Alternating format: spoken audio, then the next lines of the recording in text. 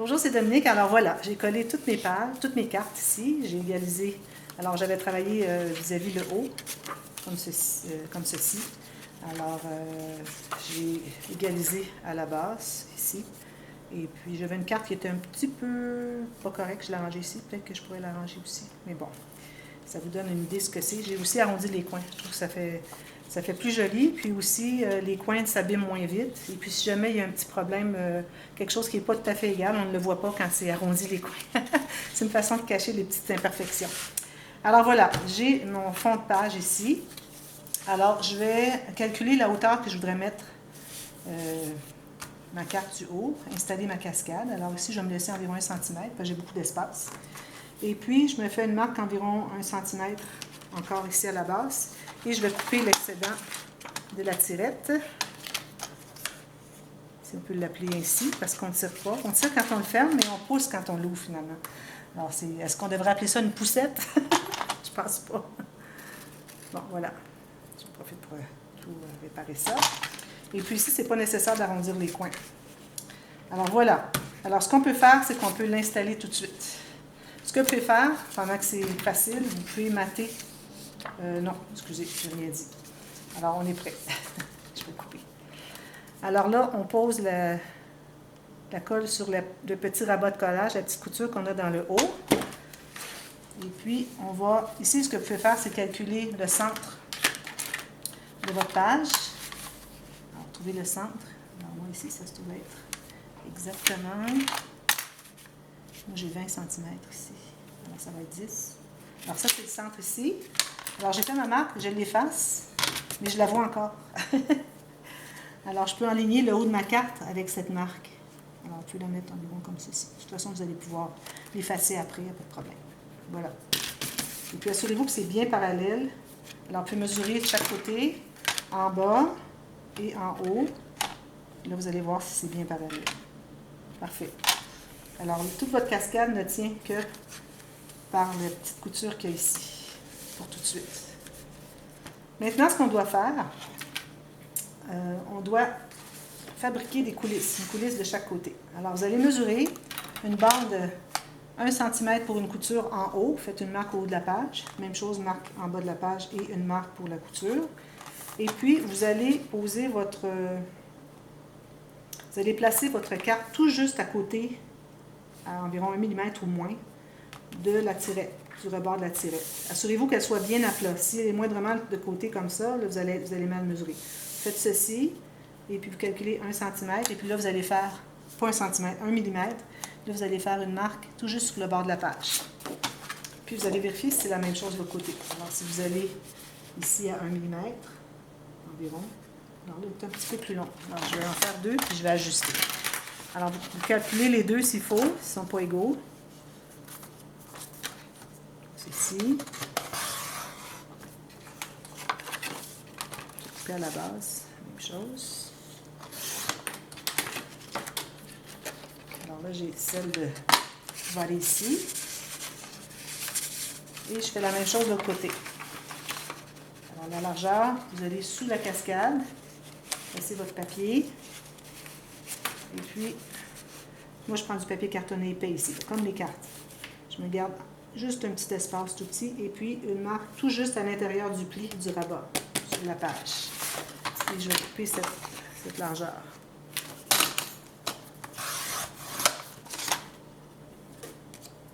C'est ce qu'on a ici. Alors là, on va faire les lignes de pliure pour les coutures en haut et en bas. Alors, ici, je vais prendre celle que j'ai mesurée. Alors, une ligne de pliure ici et une ici. Oups. Alors, vous avez la hauteur de votre page, quelle qu'elle soit. Là. Je ne vous donne pas de mesure parce que c'est juste une technique. C'est pas pour un projet. Là.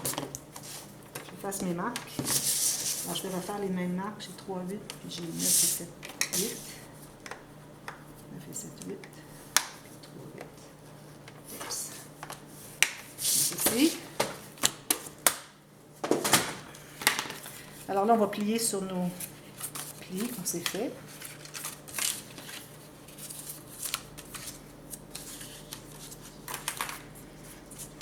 Ensuite, on va biseauter les 4 coins.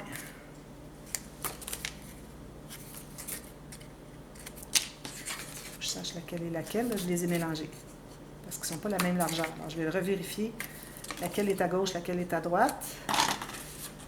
Celle-ci, je crois que c'est la plus étroite qui est ici. Alors, je revérifie.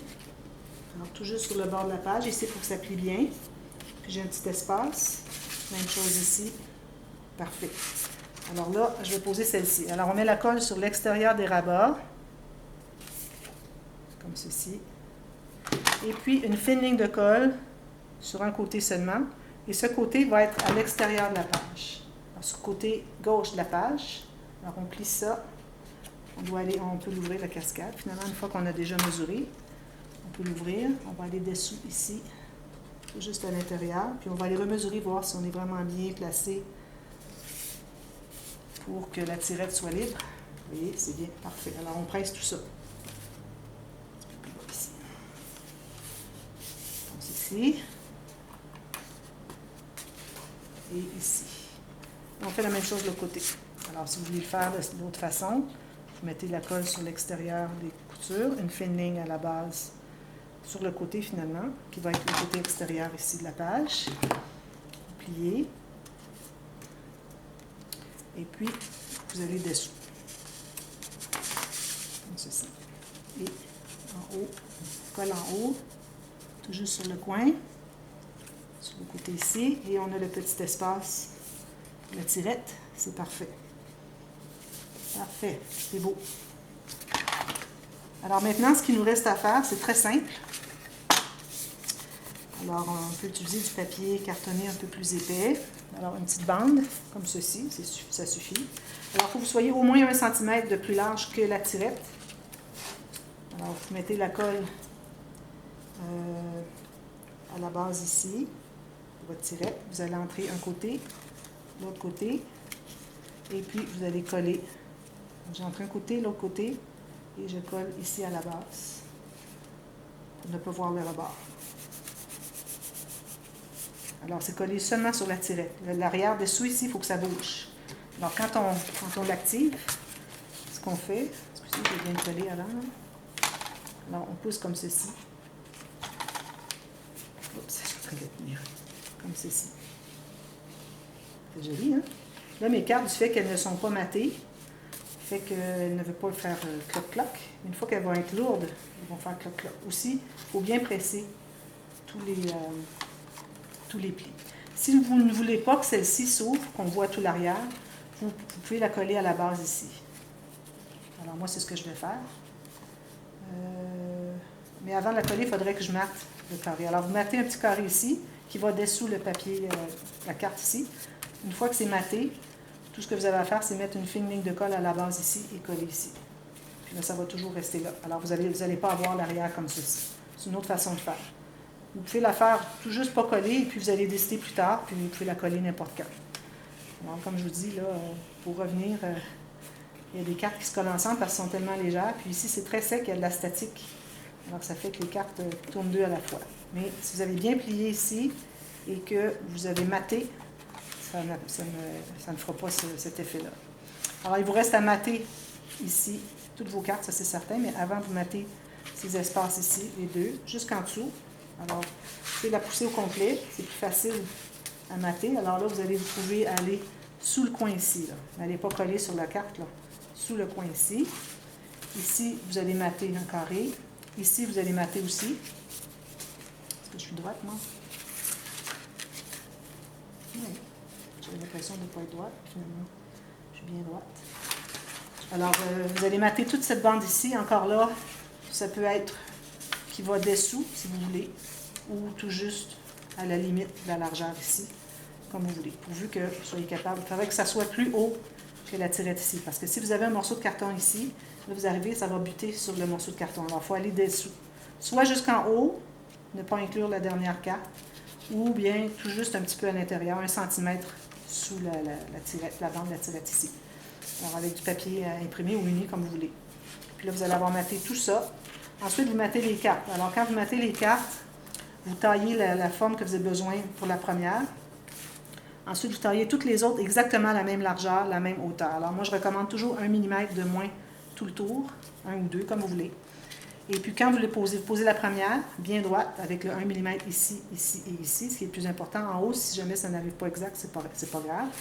Puis ensuite, à chaque fois que vous posez les autres papiers, que ce soit des bandes ou que ce soit des morceaux complets pour la carte complète, toujours bien aligner vos papiers design, bien en ligne droite, toujours avec la première.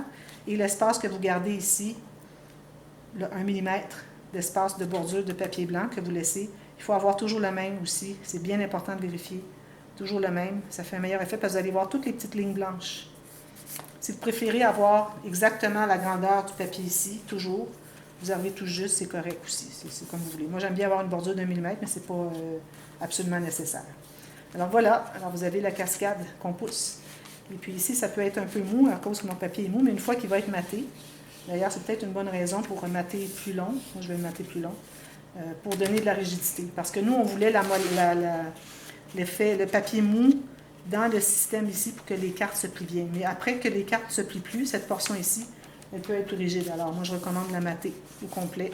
Puis, ce que je vais faire à la suite, je vais coller une bande de colle ici et je vais coller juste la première carte, mais tout juste sur la tirette. Il ne faut pas que ça dépasse sur les coulisses. Ça, c'est les coulisses ici. Alors voilà, c'est ça la cascade. Ensuite, bien là, vous mettez tout le reste. Alors moi, je vais faire ça comme ceci, avec une carte, avec un aimant. Très joli. Alors voilà, j'espère que ça vous a plu. Moi, c'est ma nouvelle façon de faire les cascades interactives. Alors, vous allez les revoir souvent. À chaque fois que je vais les faire dans une série de tutos, je vais refaire le tuto pour la faire. Toujours en 2 parties, parce que sinon, c'est pas suffisant. Ici, il faut que j'ajoute de la colle. Alors, c'est pas suffisant en 27 minutes pour faire toute la cascade, à moins que j'aie préparé beaucoup de choses à l'avance. Mais bon, juste coller les cartes, ça prend déjà beaucoup de temps, et puis tout fabriquer ça avec toutes les explications. Alors, je vais toujours faire avec la série A et série B, comme j'ai fait pour ce tuto express. Alors, n'hésitez pas à aller voir les autres tutos express dans cette playlist-ci. Je vous mets en bas, dans la boîte de description, le playlist complet des tutos express. Alors, allez voir, vous allez apprendre tout plein de choses. Il y en a plus de 50. Et puis, c'est tous des petits trucs bien intéressants qui peuvent vous aider dans votre scrapbooking. Alors, merci beaucoup d'avoir regardé et n'oubliez pas de vous abonner si ce n'est pas déjà fait. Il y a tout plein de choses à venir encore. Merci beaucoup d'avoir regardé. À bientôt. Bye bye.